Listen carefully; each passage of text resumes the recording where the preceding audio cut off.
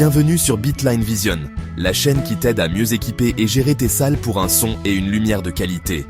Aujourd'hui, on va voir ensemble comment bien équiper une salle d'église, de A à Z, du choix du matériel jusqu'au réglage de base. Que tu sois technicien, musicien ou responsable d'église, cette vidéo est pour toi. Avant même de penser à choisir un microphone ou un haut-parleur, la toute première étape, la plus fondamentale, est de comprendre l'espace dans lequel vous allez travailler. Considérez la salle non pas comme un simple contenant, mais comme le premier maillon de votre chaîne audio. C'est son caractère acoustique qui dictera en grande partie vos choix de matériel et la qualité finale du son.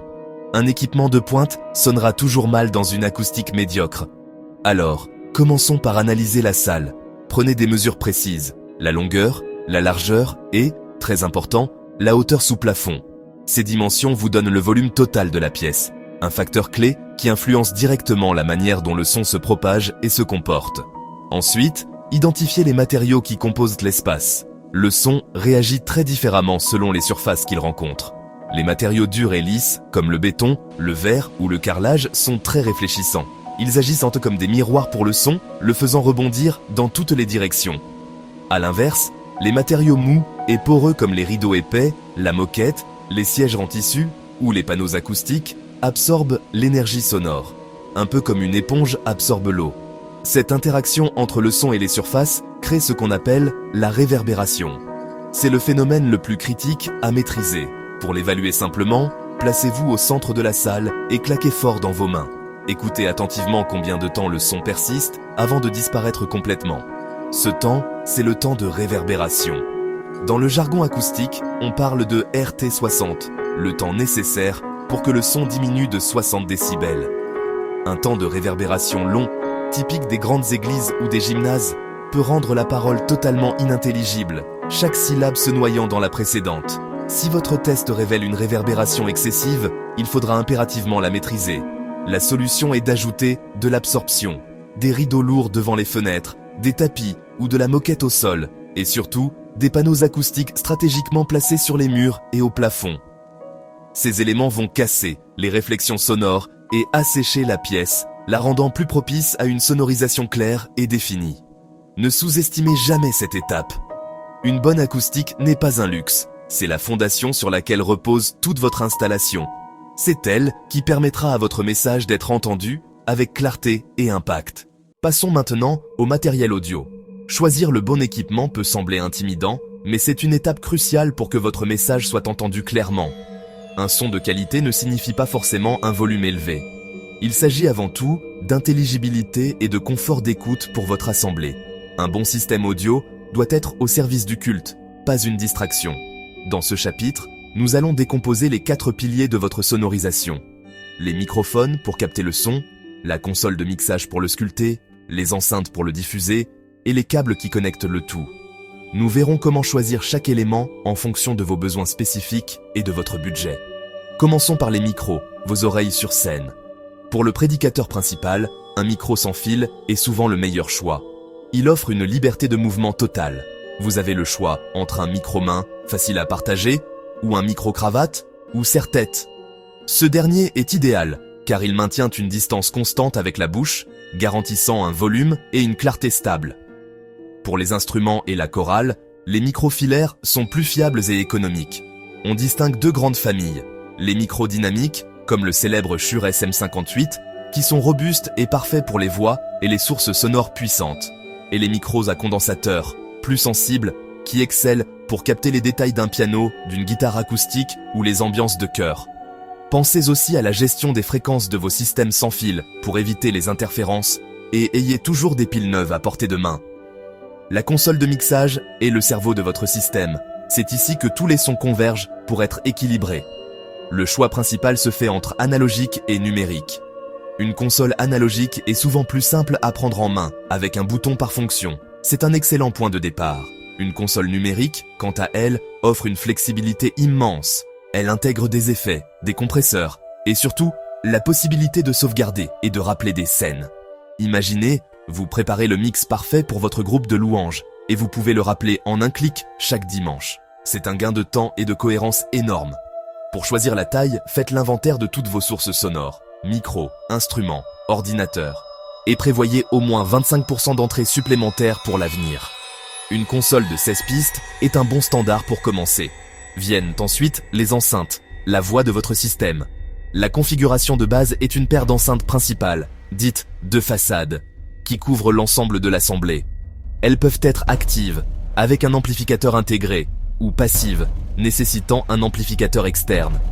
Les enceintes actives sont plus simples à installer. Pour une expérience plus immersive, surtout si vous avez une batterie ou une basse, l'ajout d'un caisson de basse ou subwoofer apportera chaleur et profondeur au son. N'oubliez pas les retours de scène. Ce sont des enceintes orientées vers les musiciens et les orateurs. Entendre clairement ce qu'ils font est essentiel pour leur performance.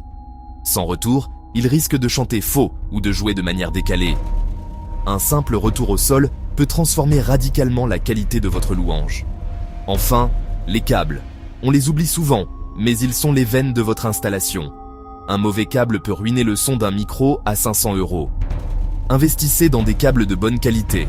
Les câbles XLR sont le standard pour les microphones, car ils sont symétriques, ce qui les protège des interférences électriques. Les câbles jack ou quart de pouce sont utilisés pour les guitares et les claviers. Pour connecter vos enceintes passives à l'amplificateur, utilisez des câbles Speakon, conçus pour supporter des puissances élevées en toute sécurité. Évitez les adaptateurs bon marché et les rallonges électriques de mauvaise qualité qui peuvent introduire du bruit de fond. Un câblage propre et bien organisé n'est pas seulement esthétique, c'est une garantie de fiabilité. Le conseil le plus important est d'adapter votre matériel à la taille de votre salle et à vos besoins réels. Il est inutile d'investir dans un système de concert pour une salle de 50 places. Un système surdimensionné sera non seulement coûteux, mais aussi difficile à gérer et pourra même produire un son moins bon s'il n'est pas utilisé correctement. À l'inverse, un système sous-dimensionné manquera de clarté et de puissance. Commencez modestement avec du matériel de qualité et faites évoluer votre système au fur et à mesure que votre église et vos besoins grandissent. La clé est l'équilibre. Une fois le matériel choisi, place-le intelligemment. Les enceintes à hauteur d'oreille, orientées vers le public, pas vers le plafond. La console de mixage au fond ou au centre pour bien entendre le rendu réel. Les micros loin des haut-parleurs pour éviter le larcène. Pense aussi au chemin des câbles. Évite qu'ils traînent au sol ou coupent par le passage. Maintenant que tout est branché, passons au réglage du son. Commence toujours par régler le gain de chaque micro pour un niveau d'entrée optimal, sans saturation. Ajuste ensuite les EQ pour équilibrer les voix et les instruments. Utilise un peu de reverb pour adoucir, mais sans excès. Enfin, fais un soundcheck complet avec le groupe ou le prédicateur avant le début du culte. Une bonne lumière crée une atmosphère agréable et met en valeur la scène. Utilise des projecteurs LED, économiques et faciles à contrôler. Évite les lumières blanches trop dures. Préfère un ton chaud pour la scène. Si tu as un contrôleur DMX, programme quelques ambiances. Lumière douce pour la prière, couleurs vives pour les chants, accent sur le prédicateur pour la parole. Et voilà, nous arrivons au terme de ce guide complet. Vous avez maintenant une feuille de route détaillée pour équiper, optimiser et gérer l'installation sonore et lumineuse de votre église. Nous avons parcouru un long chemin ensemble, de l'analyse acoustique fondamentale à la sélection minutieuse de chaque microphone, console de mixage et enceinte. Nous avons exploré les stratégies de placement pour une couverture sonore parfaite et nous avons détaillé, étape par étape, le processus de réglage du son, du gain staging à l'application créative des effets. Nous avons également démystifié l'éclairage de scène, en abordant les types de projecteurs, le contrôle DMX et la création d'ambiances qui soutiennent chaque moment de votre service. Mais rappelez-vous, la technique n'est qu'un outil au service d'un objectif plus grand, créer un environnement accueillant et immersif où le message peut être partagé et reçu sans distraction. Chaque câble que vous tirez, chaque fader que vous poussez, chaque scène lumineuse que vous programmez contribue à cette expérience collective. Ne visez pas la perfection du premier coup, mais l'amélioration continue. Chaque service est une occasion d'apprendre et d'affiner votre art. Si ce guide vous a été utile et que vous souhaitez approfondir vos connaissances, la meilleure façon de nous soutenir est de vous abonner à Beatline Vision. Nous préparons déjà de nouvelles vidéos sur des sujets avancés comme les techniques de mixage pour le live stream, des comparatifs de matériel et des études de cas concrets dans des lieux de culte. Votre engagement est notre moteur. C'est pourquoi nous voulons lancer la conversation. Dites-moi en commentaire, quel est le défi technique, qu'il soit audio ou lumière, qui vous empêche de dormir la nuit? Est-ce un problème de l'arsène tenace, une difficulté à obtenir un son de batterie clair, ou peut-être le choix de votre prochain investissement en éclairage? Partagez vos questions, vos réussites et même vos frustrations.